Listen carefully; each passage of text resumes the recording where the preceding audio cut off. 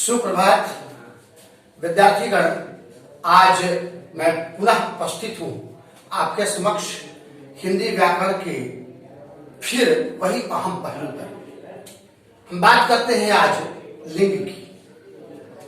बिल्कुल यह भी एक प्राथमिक चीज है, व्याकरण का वह भाग जो बिल्कुल आपको तह तक पहुंचाने वाला होता है, और वह विषय वस्तु है लिंग। लिंग को अंगा व संयुक्त भी लिखा जाता है, और अब ऐसे भी लिखने की प्रथा चल पड़ी है। लिंग।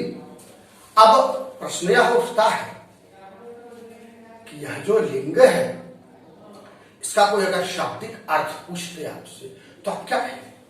हम सीधे सीधे इसका शाब्दिक अर्थ लिखेंगे चिह्न। ध्यान देने वाली बात है, चिह्न। कहीं कहीं आपको चिन्ह भी मिलता है, जो कि ये अशुद्ध है, ये नहीं होना चाहिए, ये शुद्ध है। या चिन्ह या फिर इसका शाब्दिक अर्थ पहचान भी होता है। पहचान। लिंग का शाब्दिक अर्थ चिन्ह या पहचान। ठीक है। इसके आगे अब हम इसके भेदों पर विचार करते हैं, अर्थात लिंग के कितने भेद हैं। देखिए, लिंग के भेद हिंदी में दो ही लिंग बताए गए। पहला पुल्लिंग और दूसरा स्त्रीलिंग। स्त्रीलिंग। पुल्लिंग को अंग्रेजी में मैस्कुलिन जेंडर कहते हैं। मैस्कुलिन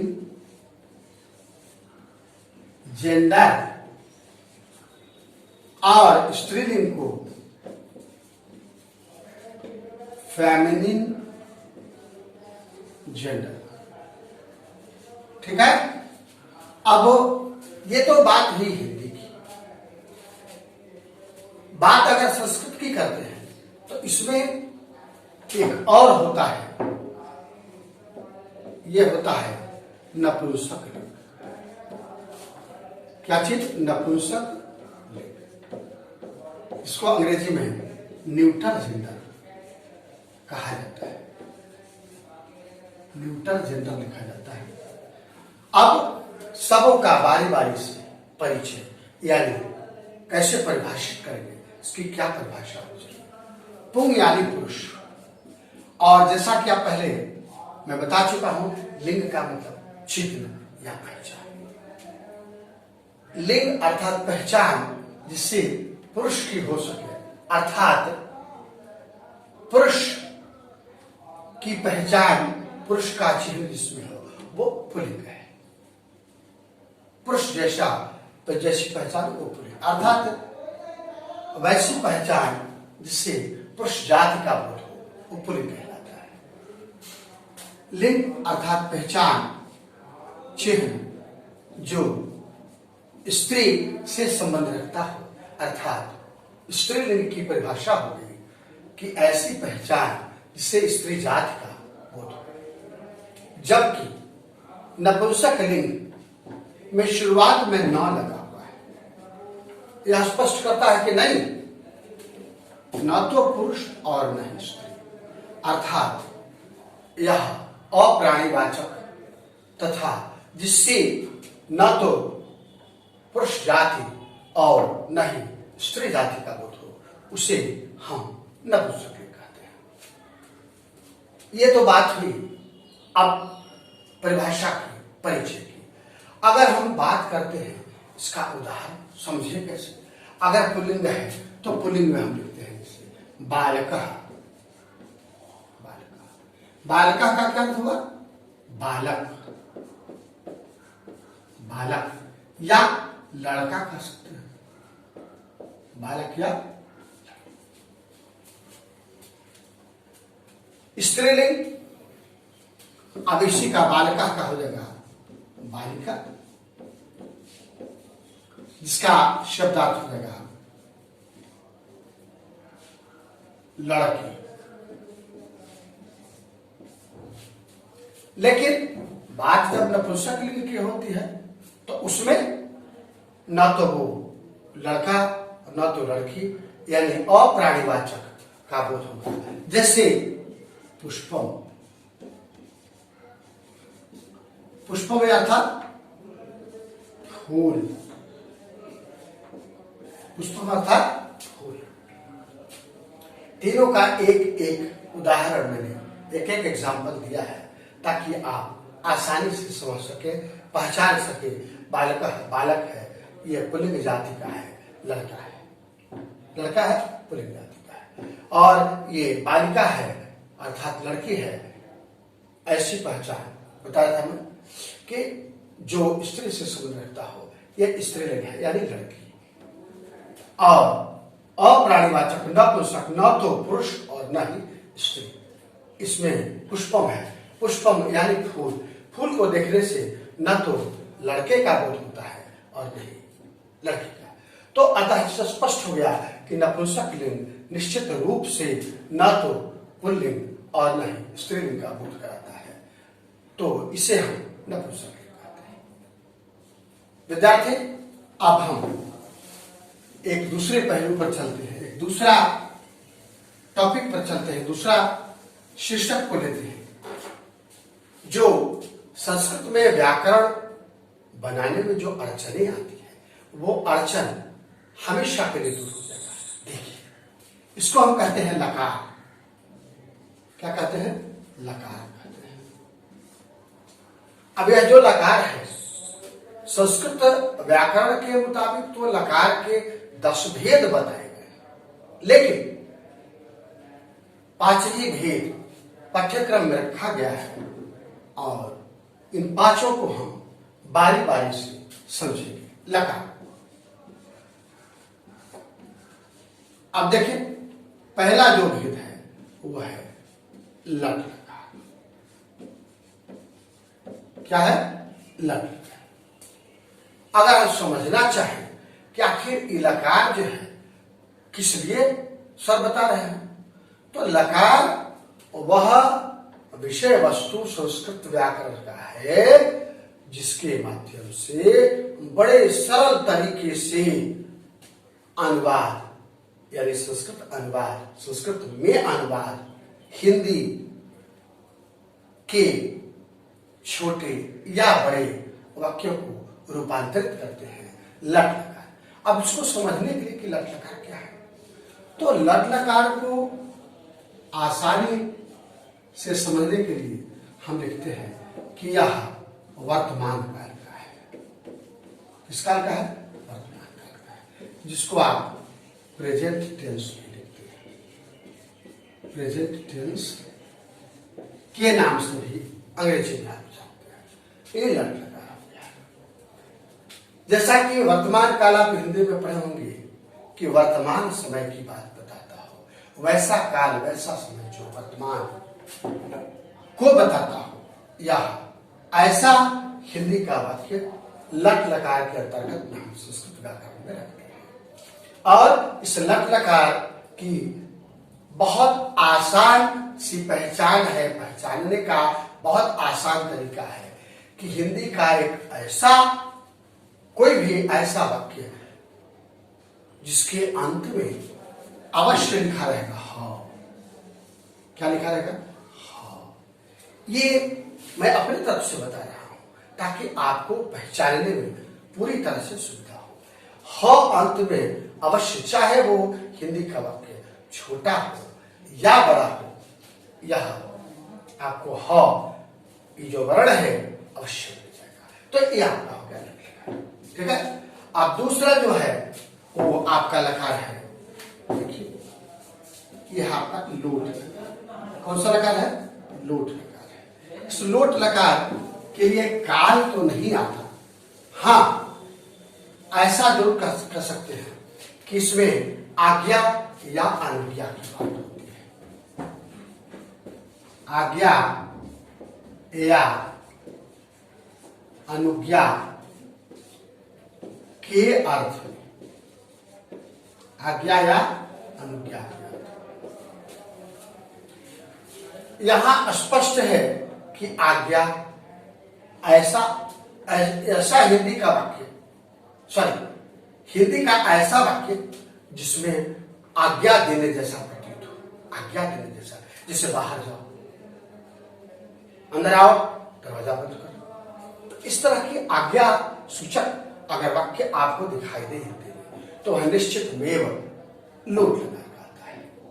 हाँ, एक अनुज्ञा है। अनुज्ञा अर्थात अनुमति, परमिशन। इसे कैसे कहते हैं आप कि मैं कमिंग सर, किम अहम आगंतुक शक्नोमि महाशयः, संस्कृत में हम लोग बोलते हैं। तो ये अनुज्ञा हो गया, अनुमति लेने के अर्थ में, अर्थात आज्ञा और अनुज्ञा के अर्थ में यदि ऐसा कोई हिंदी का वाक्य हो तो उसे हम समझते हैं कि यह लोट लगार का वाक्य है, अर्थात उस हिंदी वाक्य को हम सीधे सीधे अनुदित कर देंगे, लोट लगा यानी अनुवाद बना देंगे। अब लकार के तीसरे भेद की ओर हम लिए चलते हैं। देखें, ये आपका हो गया तीसरा भेद। तीसरा भेद है आपका लंग लकार। कौन सा लकार? लंग लकार। उच्चारण होगा लंग लकार। यह भूतकाल के अर्थ में होता है। किस काल में होता है? भूतकाल में होता है। भूतकाल के अर्थ में। काल का अर्थ जैसा कि मैं बता चुका हूं समय होता है। भूत जो व्यतीत हो चुका हो, जो बीत गया हो, अतीत की बात बताता है। ऐसा हिंदी का वाक्य जो भूत की बात बताता हो, बीते हुए समय की बात बताता हो, अर्थात हिंदी का वैसा वाक्य जिसमें इसकी चर्चा हो जो बीते हुए समय का बोध कराता हो।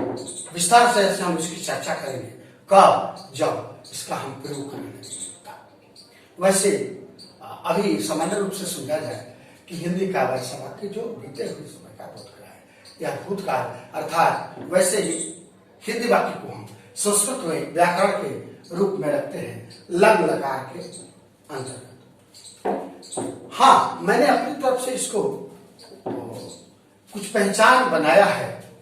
जैसे जिस हिंदी वाक्य के अंत में था रहे, ए रहे, सॉरी ए नहीं, ई रहे,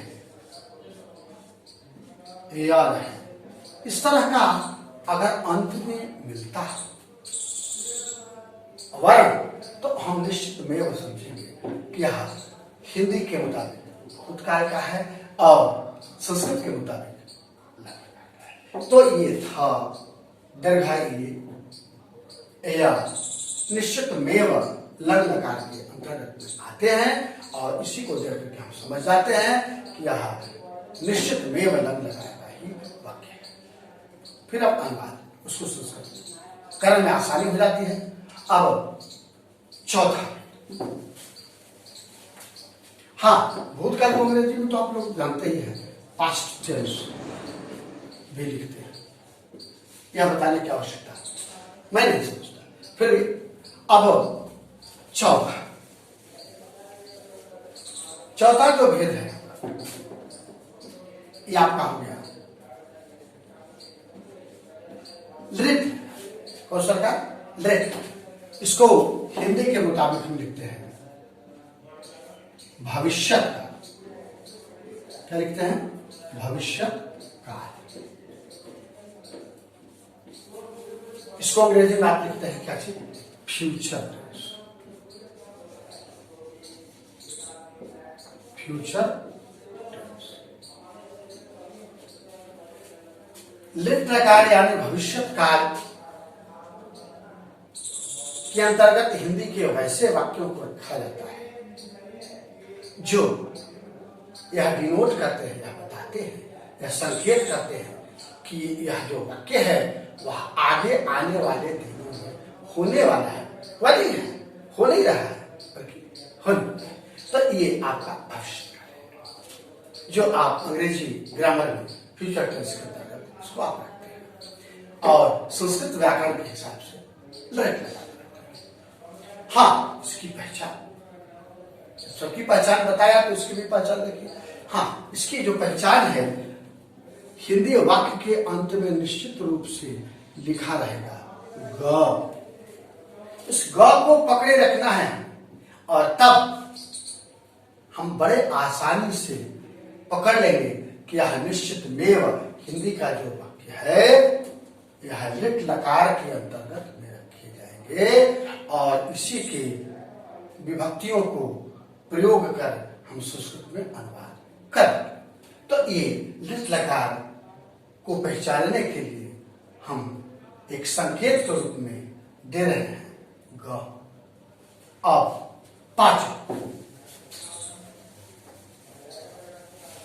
पांचवा और इस लकार का अंतिम भेद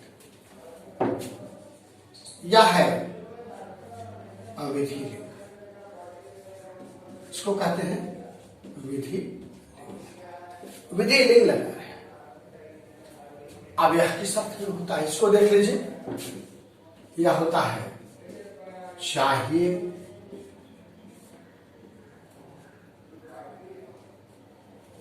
के अर्थ में, चाहिए के अर्थ, अर्थात कैसा हो हिंदी का वाक्य देखिए। यह चाहिए अवश्य अंत में, वाक्य के अंत में दिखाई देगा। जितना भी और पहले भी जो संकेत मैंने बताया है वह हिंदी वाक्य के अंत में ही दिखाई देगा और यह संकेत है चाहिए, जिसे हमें पढ़ना चाहिए, हमें लिखना चाहिए, हमें अपने माता पिता की सेवा करनी चाहिए, हमें अपने देश की रक्षा करनी चाहिए।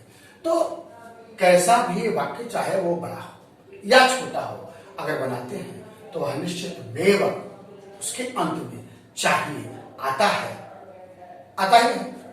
तो हम झट से पहचान लेंगे कि यह निश्चित रूप से विधि लिंग लकार का ही ये वाक्य है और हम इसकी विभक्तियों का जो विभक्ति आगे हम बताएंगे कि कौन कौन सी विभक्ति होती है। पांचों लकारों के बारे में मैं लिखवाऊंगा और बताऊंगा। तो कैसे प्रयोग होगा चाहिए के लिए, इसका प्रयोग हम बाद में बताते हैं। विद्यार्थी, अब बारी बारी से हम पांचों लकारों की विभक्तियों को लिखते हैं और बताता हूं उसका प्रयोग। देखिए,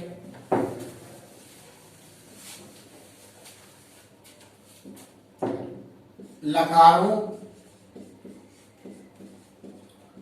की विभक्तियां, पहले विभक्तियां, लकारों की विभक्तियां। अब इन लकारों की विभक्तियों को जानने के लिए जो मैं पहले बता चुका हूं, पुरुष और वचन, इन दोनों का प्रयोग निश्चित मेव होता है। अब देखें, सबसे पहले हम ऊपर लिख देते हैं एक वचन, पुनः लिखते हैं द्विवचन, तत्पश्चात बहुवचन। ठीक है।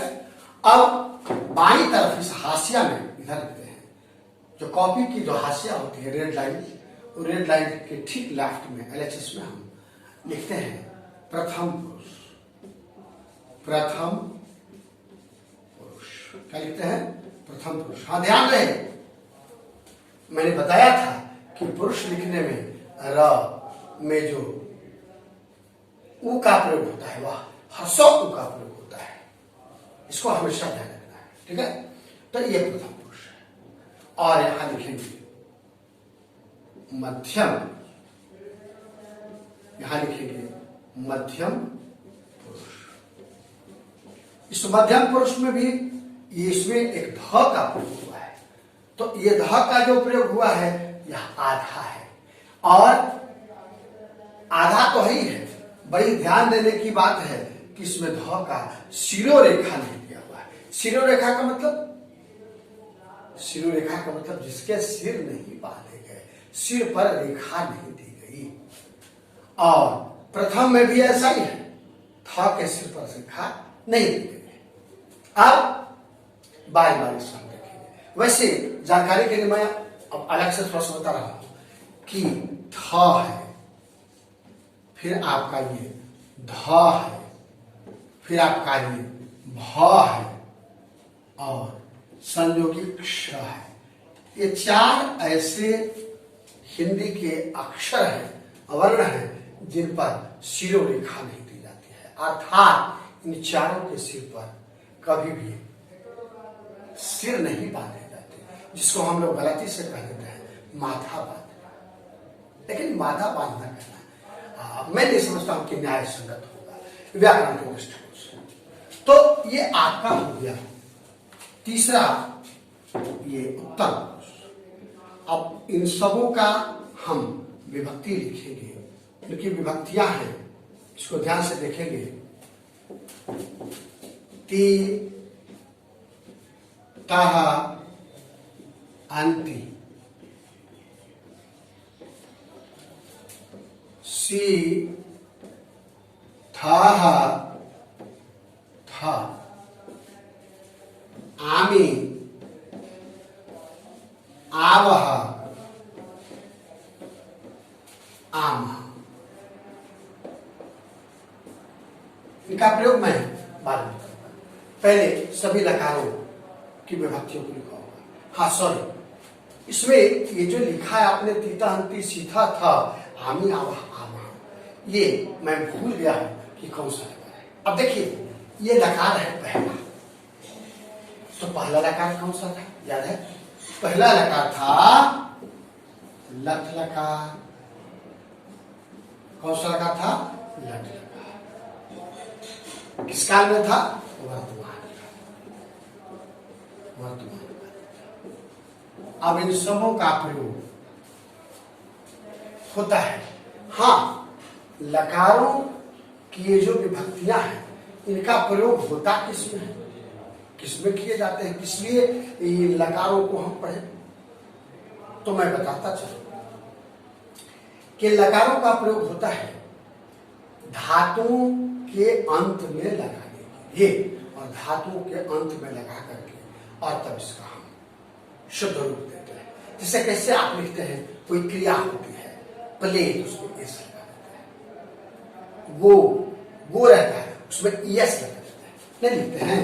अब इसे गो है, इसमें जोड़ देते हैं ईएस, तो जो ईएस लगता है ठीक इसी रूप में ये विभक्तियां हैं, इसी रूप में ये विभक्तियां, ठीक है। इसका प्रयोग हम अभी लट लकार का ये मैंने लिखवाया है विभक्ति। अब इसके आगे लोट लकार, दूसरा हो गया लोट लकार।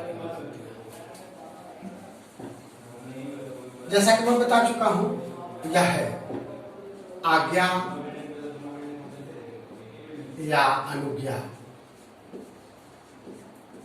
के अर्थ में। अब इसकी विभक्तियां ये मूल रूप में ज्यों का त्यों रहे, एक वचन, द्विवचन, बहुवचन, ऊपर ज्यों के त्यों रहे, बने रहे अपनी जगह पर, और प्रथम पुरुष, मध्यम पुरुष, उत्तम पुरुष ये भी अपनी जगह पर बने रहेंगे। हाँ, अब इसको चेंज कर देंगे, चेंज करके और इसको हम लिखेंगे तू, ताम, अंत,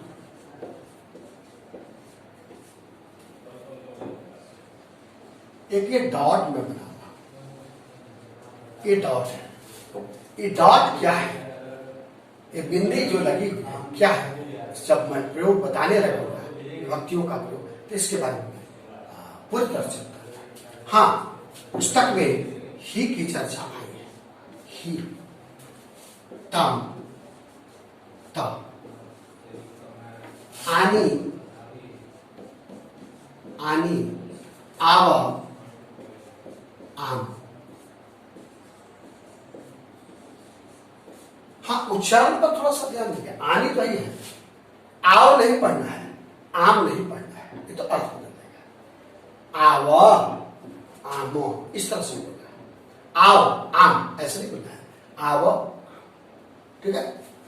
अगला, अब तीसरा जो नंबर है ये आपका हो गया, कौन लगा? लंग लगा। ये लंग लकार जो हो गया, ये जैसा कि आप जानते हैं यह भूतकाल में होता है। किस काल में होता है? भूतकाल में होता है। तो ये भूतकाल का हो गया। फिर पुनः उस तरह से एक वचन, द्विवचन, बहुवचन अपनी जगह पर बने रहेंगे और प्रथम पुरुष, मध्यम पुरुष, उत्तम पुरुष ये हास्य में बने रहेंगे। ये अस्थायी स्तंभ है, इसको कभी भी हम भूलेंगे नहीं, लिखना नहीं भूलेंगे। अब इसका लिखेंगे। पुस्तक में तो चर्चा ही है तो ताम अन, तो ताम अन ऐसे, लेकिन बात इससे बनती नहीं है। इसको समझने के लिए ऐसे लिखा जाए बेहतर तो अच्छा होगा।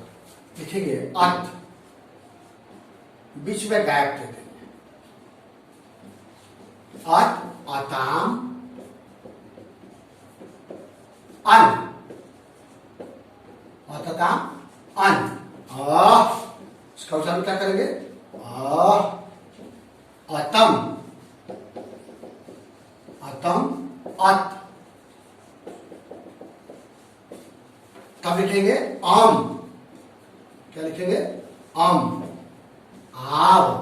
देखिए ध्यान देने की बात है कि आवन होगा, ये जो आकार है यहां हो जाएगा, आकार यहां होगा।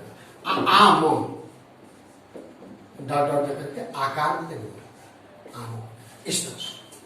तो ये हो जाएगा अत अताम अन, अह अतम अत, अम आओ आम। बड़े ध्यान देने की बात है कि यहां भी अत है और यहां भी अत है। फर्क ये है कि इसमें त हल है, यानी हलंत लगा हुआ है, लेकिन इसमें नहीं है। इस पर ध्यान देना। चौथा, और चौथा ये आपका है लिट लकार। चौथा है लिट लकार। जैसा कि आप जानते हैं कि यह जो लिट लकार है यह किसमें होता है? भविष्य काल में होता है। किसमें होता है?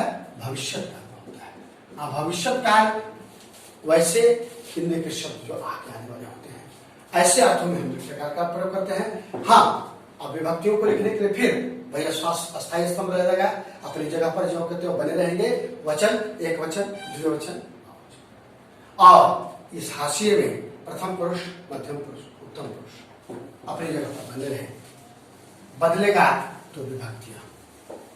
देखिए यह है आपका क्षति क्षतः क्षति, क्षति क्षतः क्षति। पुस्तक में ऐसे ही लिखा हुआ है, लेकिन नहीं, मैं कहता हूं कि ऐसे न लिख करके और ऐसे लिखा जाए तो यह प्रयोग के समय ज्यादा कारगर होगा। ई जोड़ते जाइए, सब में ई जोड़ते जाइए। क्यों? क्योंकि जब प्रयोग करेंगे तो धातु के अंत में जब लगाएंगे तो उसके ठीक पहले वाले अक्षर में ह्रस्व ई की मात्रा हो जाती है। ह्रस्व ई की मात्रा है, ये जो ह्रस्व ई है इस अक्षर के ठीक पहले मात्रा लगती जाती है। तब जबकि पुस्तक में लिखे हुए है सती सतः सत्य, तो फिर ऐसे में फिर ह्रस्व की मात्रा लगाने के लिए फिर अलग से हमको फिर से देना ही होगा। तो क्यों नहीं ह्रस्व का प्रयोग हम अब विभक्ति में ही जोड़ते जाएं, लिखते जाएं, और तब इस रूप में ये पूर्ण रूप लेगा। इस तरह से इष्यति, इष्यतः, इष्यन्ति, इष्यसि, इष्यसि, इष्यथः, इष्यथः, इष्यथः, इष्यथः। यहां लिखेंगे इष्यामि, इष्यामि, इष्यावः, इष्यावः, इष्यामः। और लकार का ये अंतिम भाग, सॉरी अंतिम भेद, अंतिम भेद है विधि लिंग लकार। विधि लिंग लकार जो कि होता है किस अर्थ में? चाहिए कर। मैं पहले बता चुका हूं, चाहिए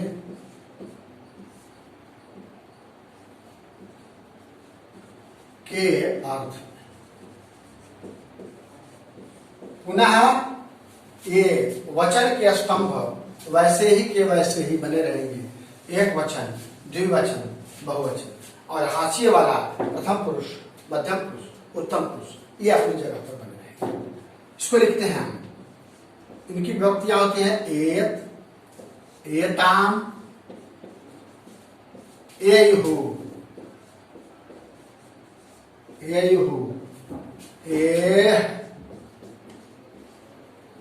एताम, एत। हाँ ध्यान दीजिए, उसमें बताया था इसमें भी वही बात है। देखिए एत यह भी है, एत यह भी है, लेकिन इसमें त हल है, त हलंत लगा हुआ है, जबकि इसमें त में हलंत नहीं। इस पर ध्यान देना है। यहाँ लिखेंगे एत, एताम, एयुहु, एह, एतम, एत, एयम, एयम, एवा, एव। विद्यार्थियों, तो आज हमने आपको लिंग के बारे में बताया और लकार के बारे में बताया, लकारों के सभी भेदों को और लकारों की सभी विभक्तियों को यहाँ लिखना है। यह याद रखना उतना ही आवश्यक है जितना आप अंग्रेजी में टेल्स को संजीवनी बटी के नाम से जानते हैं, और संजीवनी बटी का काम करता है ट्रांसलेशन बनाने में, ठीक वही संजीवनी बटी की तरह काम करेगा। तो आज की मेरी सेवा यहीं तक, पुनः मिलते हैं अगले दिन।